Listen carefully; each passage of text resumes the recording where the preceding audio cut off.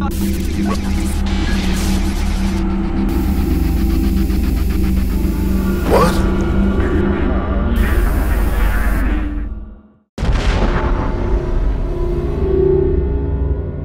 Look at your reality. It's so diverse and unpredictable. Will you marry me? But this, of course, is recorded reality. And some of you think that the moment you observe something, you corrupt its purity as an event, which indicates that recording something makes it less real. There's that famous question of yours about whether or not a tree falling in the woods has actually fallen if no one sees it happen. Which is like saying if a thing isn't being watched, it's not real at all. With that thinking, recording something should make it even more real. The more people that watch, the more real it should get. But what about things that wouldn't happen at all unless they were being watched and recorded?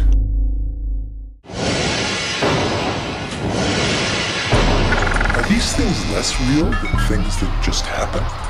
Is there a downside to generating billions of manufactured events? There are hazards, absolutely. Recorded reality can develop a life of its own that can mutate and become something we have no control over. Some years ago, on my planet, I was a TV personality and became one of those mutants. Just look at that hairdo. It's more likely that you know who Arnold Schwarzenegger is than the maiden name of your own grandmother. The whole thing was an accident, kind of, but I liked it. I could feel millions of eyeballs all over me, like a kind of magic. It was like being amplified. But then one day, I was out having a cup of drifts, and a bunch of people were staring at me and talking about me, like I was made of wax. I started to get annoyed, but then I realized I wasn't really me anymore. I was an avatar of me, created by all those eyes. And I had no idea what it was doing out there in the world. Given the opportunity, strangers would make you into a hero or a villain, or just an asshole. The funny part is that whatever they decide, it probably reflects the truth about you. Now that was TV. What about the internet? Is being recorded and watched on the web a different thing? I think it is.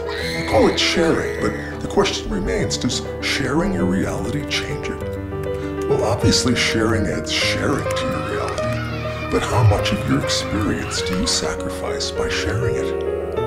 How many perfect moments have you destroyed by pulling out your device and trying to capture it? Such an odd choice of words, capture, like you can keep the experience hostage. That moment may have deserved better.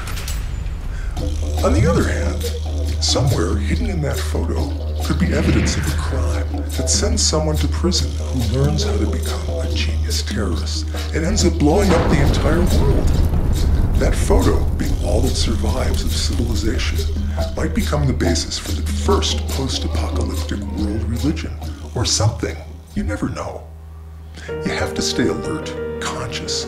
Recording reality has repercussions.